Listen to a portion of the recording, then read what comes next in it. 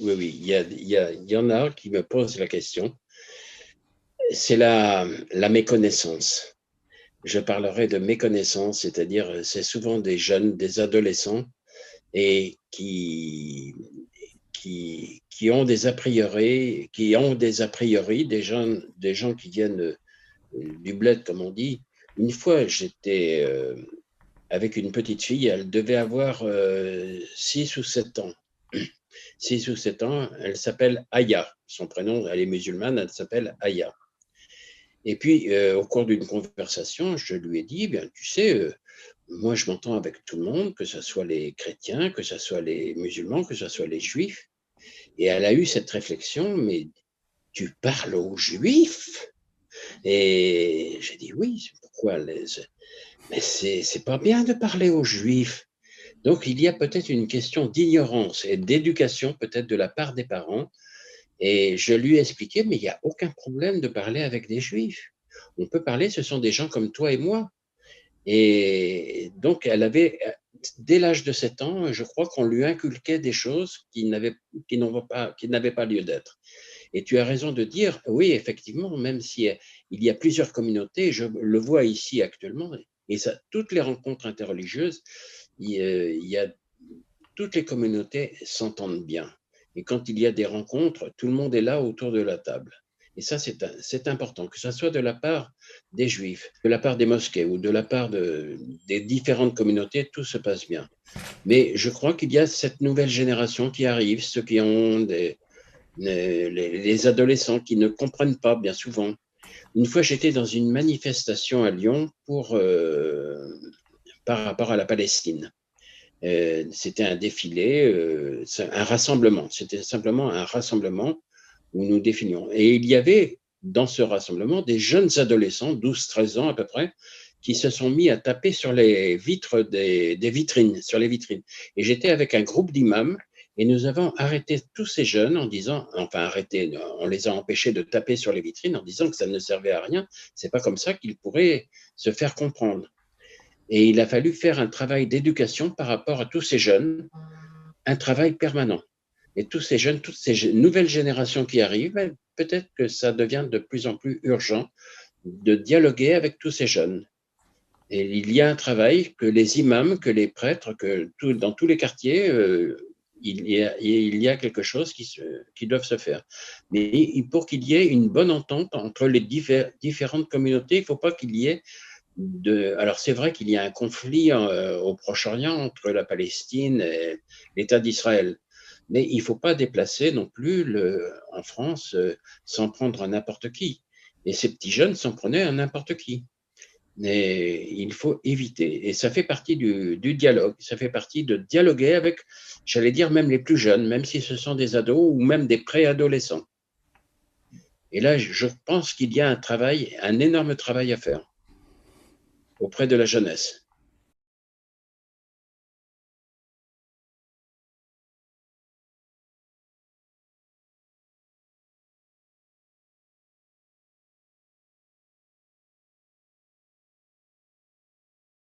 Nous sommes actuellement en période électorale et il y en a qui jouent sur les peurs. Et rien n'est plus facile que de jouer avec la peur, avec l'islam, avec les musulmans. Alors que, au contraire, on devrait réagir, montrer que l'islam, c'est une belle religion, une religion d'amour et de paix, et il faut prouver cette religion d'amour et de paix. Et je pense en cette période électorale, la communauté musulmane est vraiment mise dans le cibleur des opposants.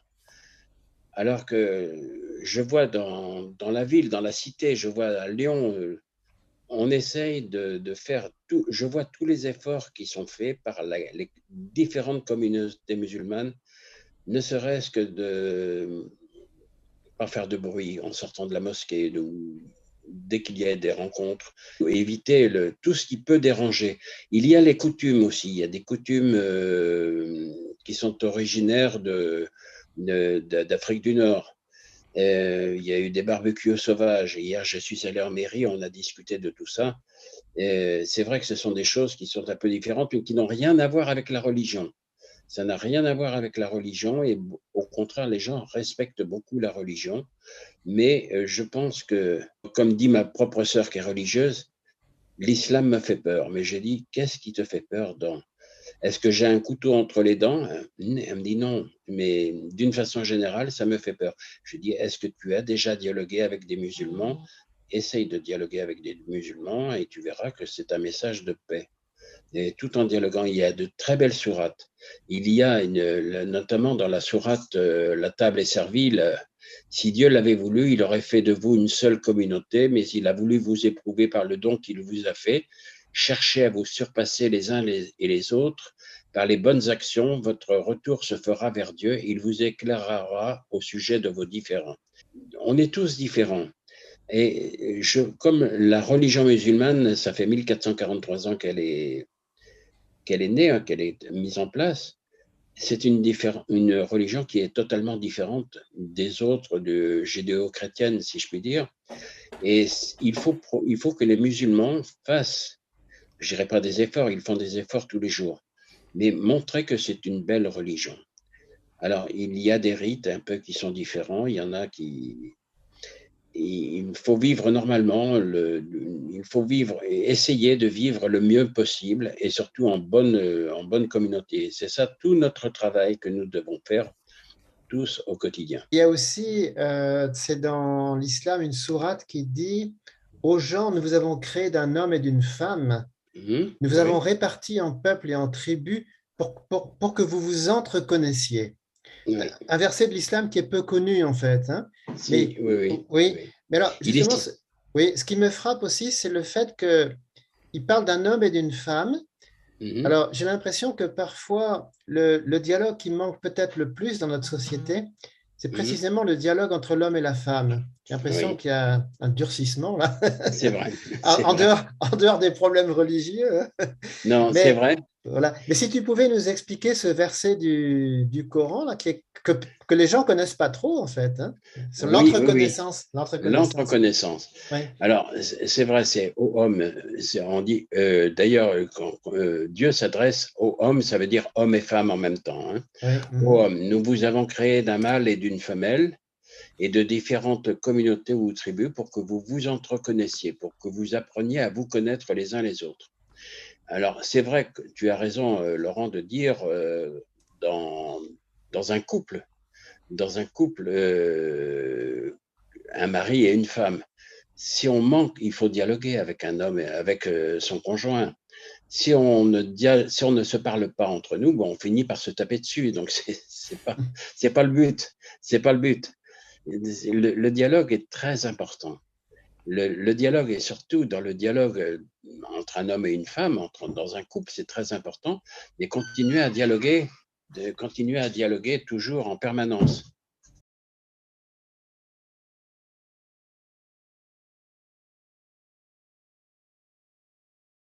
C'est exact. Il y a des gens qui ont besoin de parler, mais on ne les écoute pas. Ou alors on les envoie balader, comme on dit. Moi, ça m'est arrivé souvent à mains ouvertes à la Part-Dieu.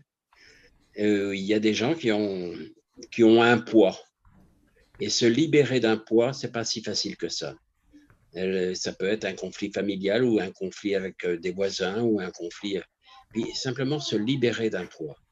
Quelque chose qu'ils ont sur le cœur, mais avoir une écoute, et à savoir les écouter. Comprendre un petit peu ce qu'ils ont. Je ne dis pas leur donner des solutions, mais simplement les écouter. Et savoir que quelqu'un qui se sent écouté, ça l'enrichit quelque part. Ça va l'enrichir parce qu'il va dire au moins j'existe. J'existe parce que bien souvent, ils essayent de parler, mais on ne les écoute pas. Et il y a une femme de temps en temps qui vient, mais qui bouillonne. Elle bouillonne tout le temps, elle a plein de, elle n'est pas contente après les contrôleurs du métro, pas contente après les agents de sécurité. Elle bouillonne, elle dit j'en ai marre, j'en ai marre, j'en ai marre. Parle-moi. Puis au bout de 5 minutes, elle me dit mais je me sens mieux dès que je m'assois ici à main ouverte, et je parle, tu m'écoutes et je sens que je vais mieux. Mais c'est déjà une première victoire. Le plus important, c'est d'avoir cette reconnaissance que malheureusement, les gens n'ont pas, ils n'ont pas cette reconnaissance. Qu'on puisse les écouter Et cette pauvre femme qui se fait houspiller par le contrôleur parce qu'elle n'a, je sais pas, elle a sa carte ou elle a déjà présenté sa carte pour la énième fois de la journée, sa carte d'abonnement, puis qui a une colère, qui a toujours une colère en elle. Et puis, je dis, assieds-toi, simplement assieds-toi. Le fait de dire assieds-toi, c'est déjà un premier pas. Le dialogue s'ouvre comme ça. Puis ensuite, quelle grande satisfaction, au bout de 5 minutes, au bout de 10 minutes, elle m'a dit, je me sens mieux maintenant. Elle se sent apaisée, se sentir en toute sérénité. Elle a retrouvé la sérénité. Savoir l'écouter, avec ses hauts et ses bas, avec ses intonations de voix, puis trouver l'apaisement. Il faut trouver l'apaisement. Je sens qu'il y a une colère en elle, eh bien, il faut qu'elle retrouve l'apaisement. Et c'est avec peut-être des paroles douces, avec des paroles gentilles, qu'on arrive à retrouver l'apaisement.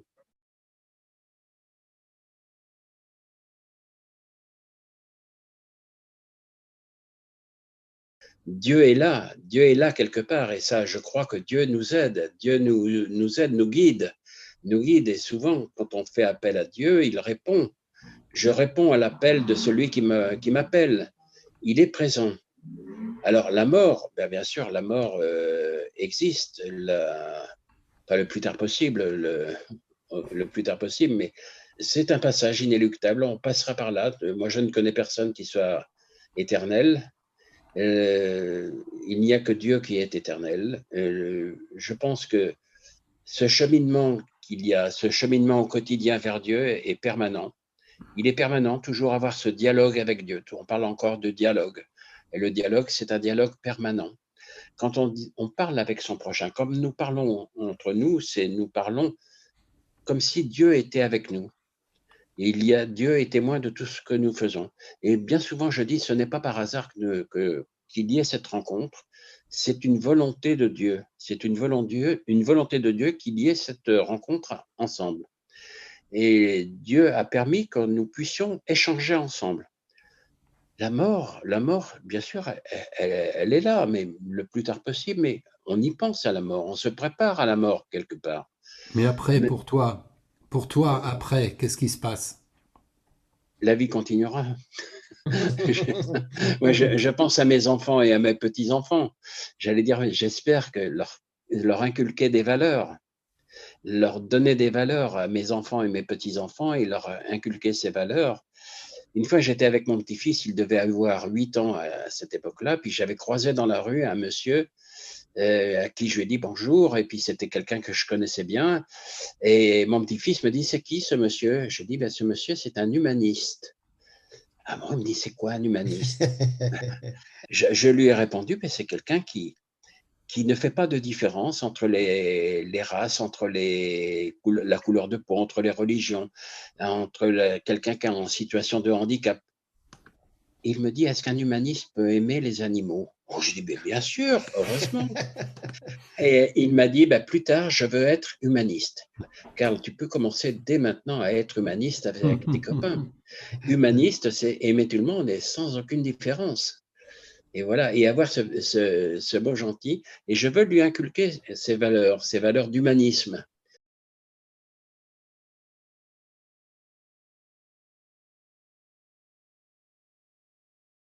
C'est le même Dieu. C'est pour moi, je dis bien, c'est le même Dieu. Le Dieu des chrétiens et le Dieu des musulmans est le même Dieu. C'est souvent qu'on me pose la question, mais est-ce que le Dieu que tu connaissais avant et le Dieu que tu connais maintenant, est-ce que c'est le même Dieu? C'est vrai. Pour moi, c'est le même Dieu. Pour moi, à l'intérieur, au plus profondément de moi-même, quand j'étais enfant, je m'adressais à Dieu de la même manière que je m'adresse à lui maintenant. Pour moi, c'est le même Dieu. Le Dieu est unique.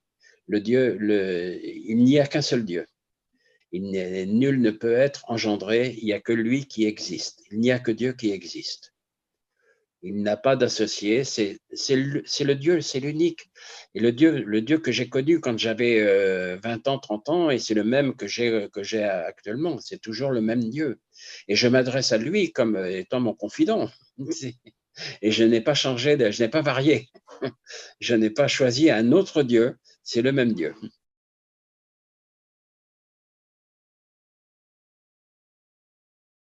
Quand j'étais chrétien, alors on me parlait souvent du purgatoire aussi.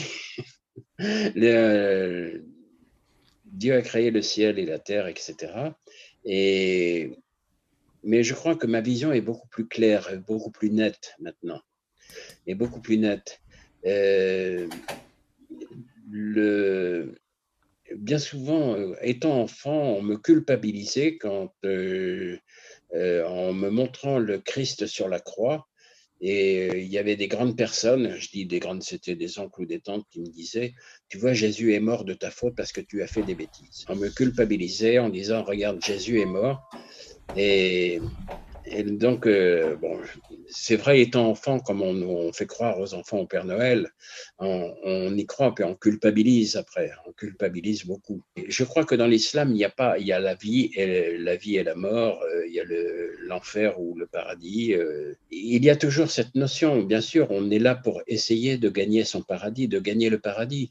Et une fois, un musulman m'a interpellé en disant, et ta balance, t'en es où dans ta balance? C'est le quotidien, c'est notre quotidien, et j'allais dire tous les jours, chaque jour qui passe, on œuvre pour le bien, il faut chercher à œuvrer pour le bien. Quand j'étais en activité, quand je travaillais pour une banque, on avait des objectifs. Et j'avais des collègues de travail qui, dès le début du mois, avant que le mois commence, oh là là, comment je vais faire pour réaliser mes objectifs? Moi, d'une façon très décontractée, si je fais bien mon travail, mais je réalise mes objectifs. Eh bien, c'est pareil. Je n'ai pas de...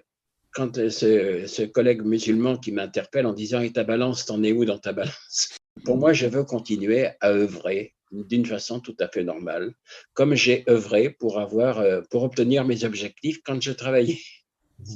C'est un peu la même chose. Il faut continuer, il faut aller dans le bon sens, il faut toujours aller vers Dieu, ne pas chercher à dévier. Dieu nous éprouve, nous avons des épreuves. On voit cette pandémie, cette épidémie sanitaire actuellement, c'est une épreuve. Et il faut le prendre dans le bon sens. Moi, j'ai constaté, depuis qu'il y a cette épidémie, les gens sont beaucoup plus patients. Maintenant, je vois notre salle de prière à la Part-Dieu, et on a réduit le nombre de places. Et quand je dis soyez patient, il n'y en a pas pour très longtemps. Les gens me disent souvent il n'y a pas de problème, je patiente. Alors qu'auparavant, les gens étaient pressés. On vit toujours dans la précipitation et maintenant, on se sent beaucoup plus libre.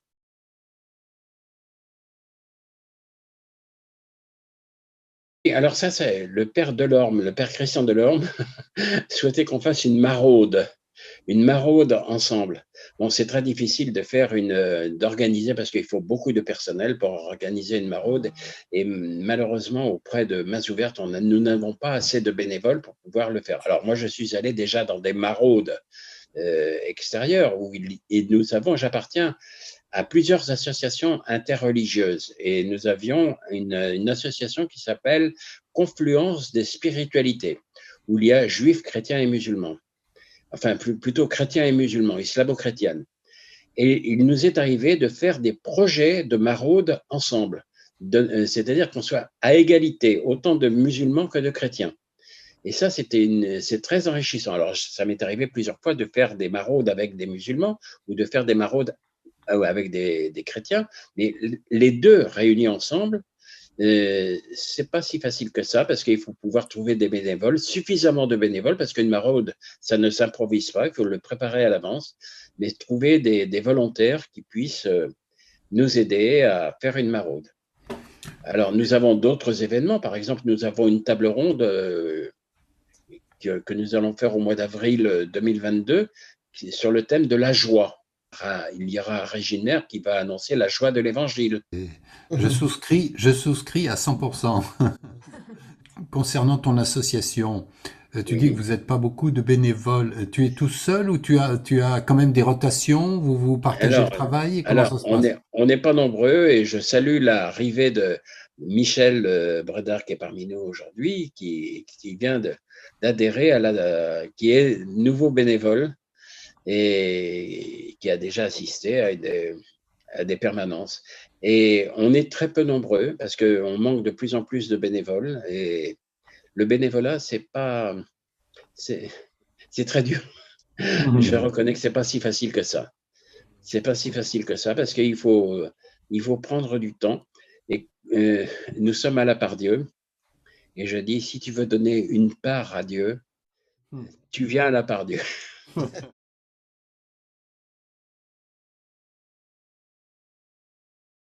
Moi, je crois que je suis resté le même, premièrement. Et puis, peut-être que je me sens les mains beaucoup plus libres.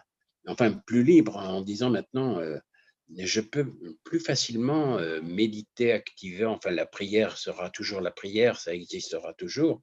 La méditation sera toujours la méditation. La façon de prier, même si elle est différente, mais sera toujours pareille. Pour moi, je ne vois pas beaucoup de ce que j'étais avant, ce que j'étais après. Je n'ai pas vu de différence entre le jour où j'ai récité Al-Shahada, c'est-à-dire la profession de foi, le jour d'avant et le jour d'après. Pour moi, c'était le même jour. Je continuais dans ma lancée, je continuais, je prolonge ma religion. Voilà, en quelque sorte, je prolonge ma foi. Je Oui, prolonge. en fait, on pourrait dire, quand je vois toutes tes casquettes, le travail que tu fais, l'admiration que tu as pu porter pour telle ou telle personne, tu as parlé d'Elder Camara, tu parles du père Delorme, etc. J'ai l'impression que tu es à la fois catholique et musulman, en fait. Ben, en quelque sorte, oui, parce que mes racines sont catholiques. Voilà, tu n'as pas Mais, vraiment mais, converti, c'est un mais, mais, enrichissement, un mais par élargissement contre, de... j'ai beaucoup d'admiration aussi pour d'autres, tels que à Lyon, nous avons des imams qui sont très bien, comme Azzedine Gassi, où nous avons Cheikh Mohamed Minta, des imams dès qu'ils ont des choses à dire, on les entend bien, et je peux les citer en référence parce qu'ils ont des messages de paix. Ils délivrent des messages de paix qui sont très forts, qui sont très intéressants. Il y a aussi un que je connais bien qui qui était venu à Rieux-la-Pape, et qui avait écrit la lettre à Nour. Il y a des musulmans aussi qui ont des pensées qui sont à citer en exemple. Il y a une certaine époque, je regardais régulièrement l'émission le dimanche matin, Islam, où il y avait notamment Éric Geoffroy, enfin, sur le soufisme.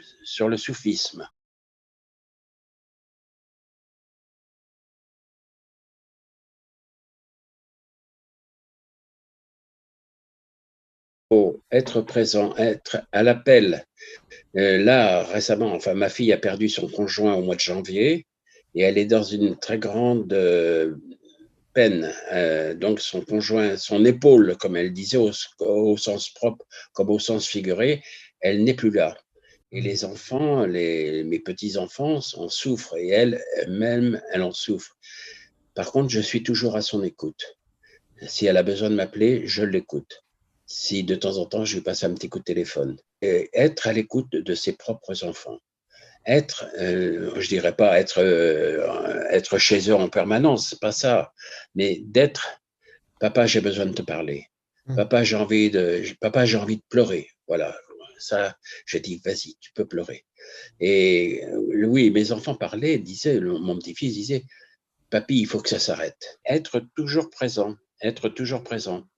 J'ai 2 filles et 3 garçons et être toujours présent, c'est-à-dire avoir une écoute. Est-ce que Avoir tes petits-enfants ont une culture religieuse ou spirituelle différente des autres, du fait de ta présence, de ton activité, ou est-ce qu'ils sont comme les autres? J'allais dire qu'ils sont comme les autres, ils n'ont pas de. Je vois mon petit-fils aîné a été baptisé, mais mon petit-fils cadet a eu un baptême républicain. Ça m'a beaucoup interpellé. Ça s'est passé dans une mairie, j'ai dialogué avec l'adjoint au maire qui a fait le baptême républicain. Enfin, c'est une reconnaissance républicaine, mais il n'est pas baptisé religieusement. Mes petits-enfants qui vivent à Singapour n'ont pas de religion proprement dite. Non, pas non plus de bouddhisme, mais ma fille a reçu une éducation religieuse catholique. Est-ce qu'elle la transmet? Je ne lui pose pas trop de questions. Je ne lui pose pas trop de questions. Elle, par contre, j'ai un autre fils qui est celui qui attend, le deuxième pour le un deuxième enfant pour le mois de février. Alors lui, il est loin de tout ça. Il est loin de, j'allais dire, chaque jour ou chaque instant suffit. Et il n'y a pas cette... ils ont délaissé un petit peu la religion. Les enfants, les nouvelles générations, j'ai lu un article hier ou ce matin que la France était de moins en moins croyante. Délaisser un petit peu, délaisser les religions. Moi, je pense, je sais pas, est-ce que c'est dû à l'éducation? Je continue, moi, à œuvrer. Je pense que Dieu est là, toujours, Dieu est présent, et nous devons toujours être auprès de Dieu. Dieu nous interpelle, bien souvent, pour un oui ou pour un non, ou nous avons inconsciemment besoin de Dieu.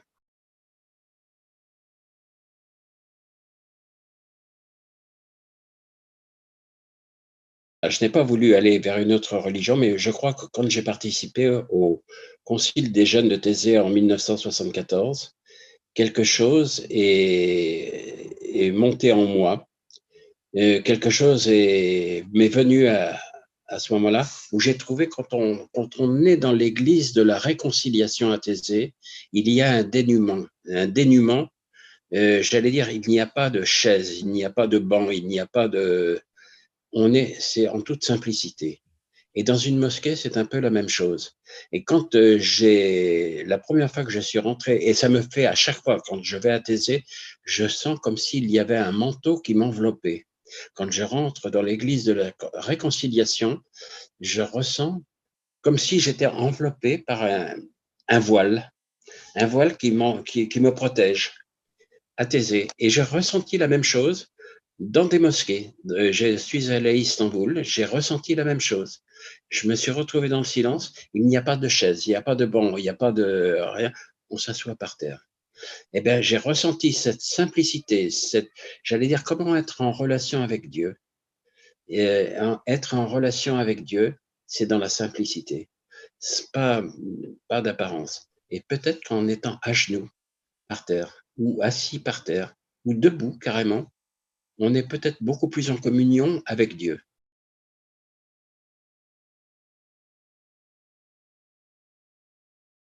J'étais déjà dans les années 70 au Minguette à Vénissieux et j'appartenais à l'équipe sacerdotale avec des chrétiens.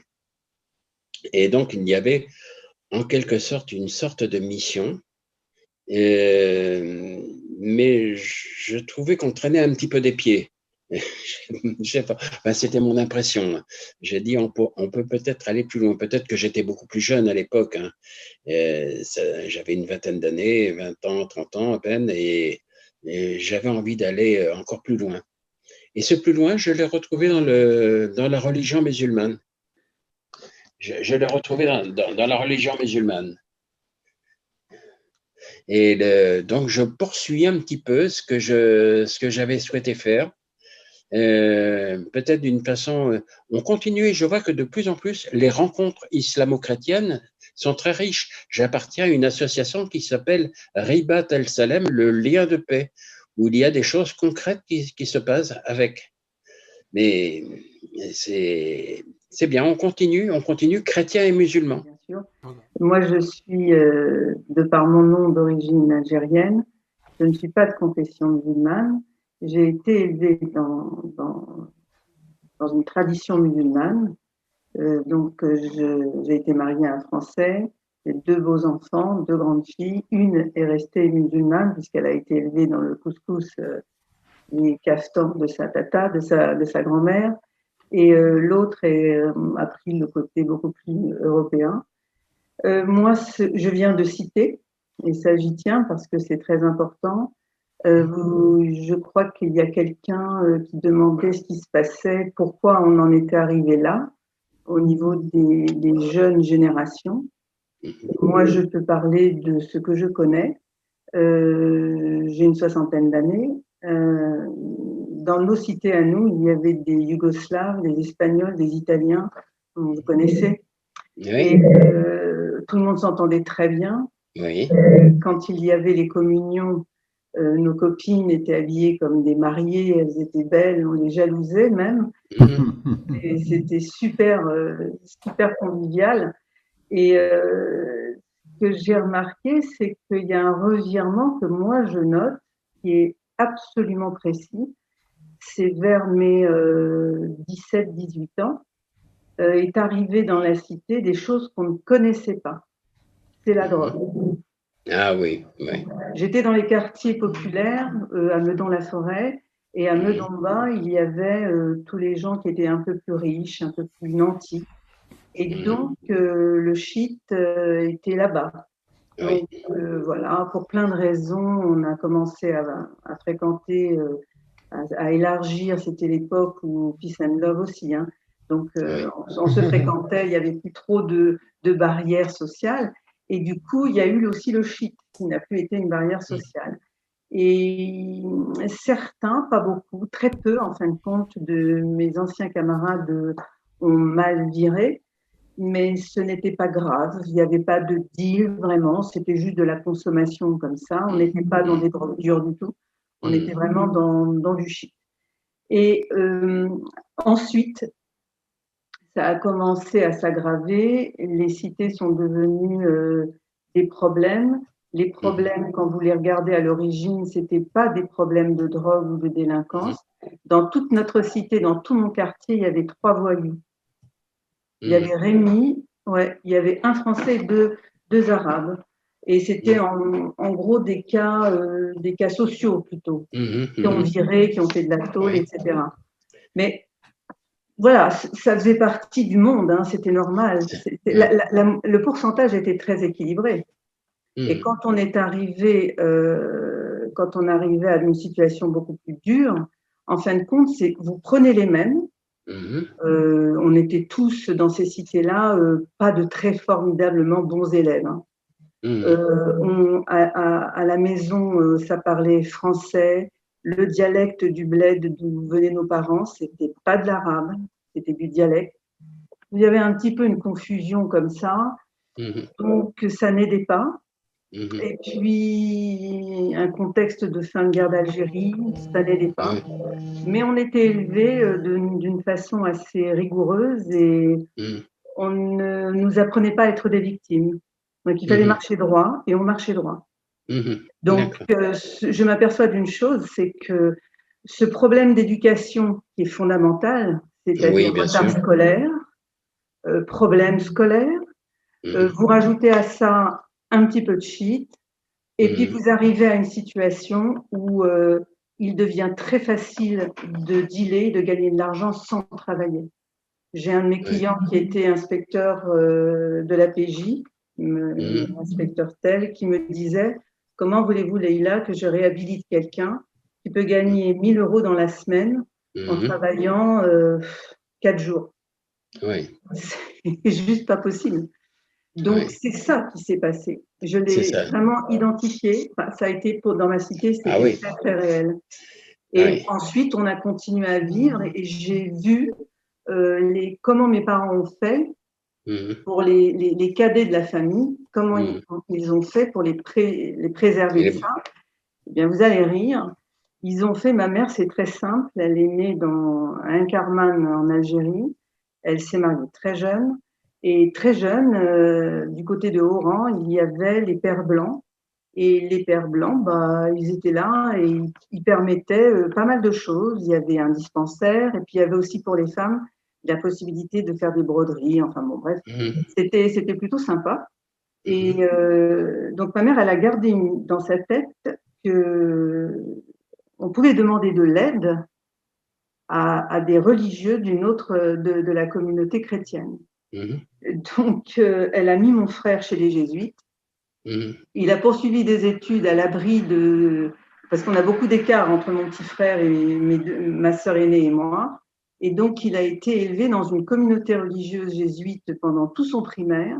Donc, il a été, on va dire, charpenté avec de bonnes valeurs qu'on avait déjà à la maison. Et mes parents voulaient les renforcer. Donc, ils l'ont mis là. Et la vie a passé. Et moi, ayant pris le pli, j'ai mis mes filles chez les sœurs salésiennes Don Bosco, parce que j'étais dans un quartier un petit peu chaud à Paris. Et j'étais pas contente du primaire standard. Pas des profs, les profs étaient formidables, mais c'était la population des gens. À cette époque, j'étais seule, je n'étais plus mariée, et j'ai préféré prendre des grands moyens radicaux. Donc j'ai fait comme ma mère, et alors là, je suis extrêmement contente.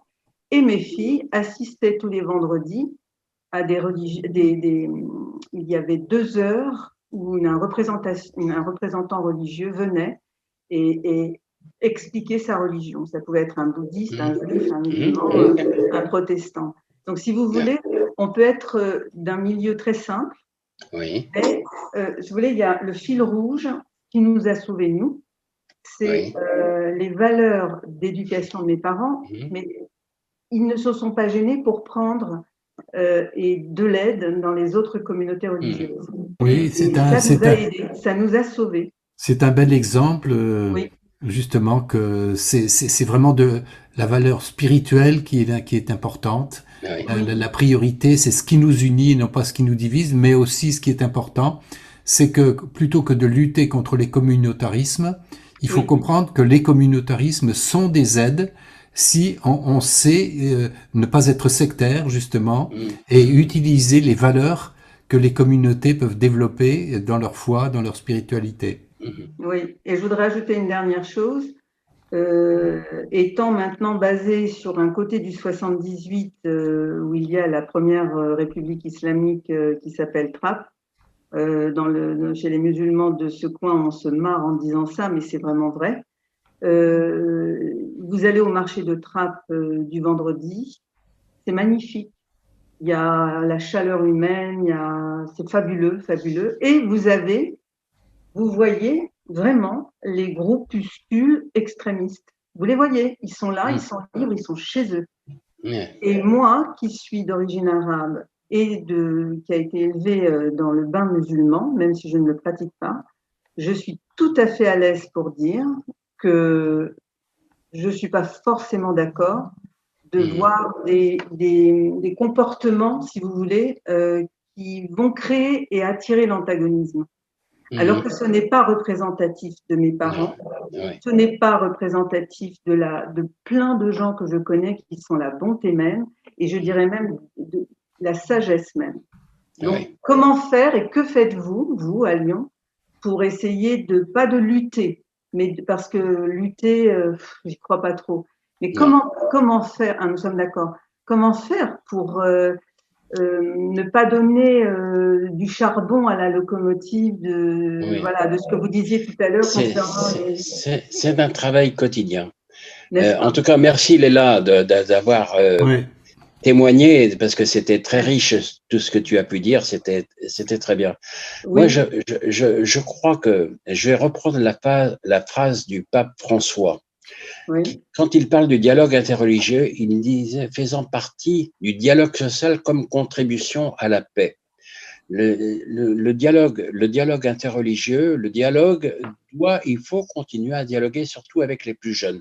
Et ce que tu viens de dire concernant ce qui se passe à Trappes, effectivement, il se passe des choses. Je connais quelques imams que j'ai déjà rencontrés qui ont parfois un langage un petit peu difficile où j'ai du mal à comprendre, où j'essaye de dialoguer avec eux.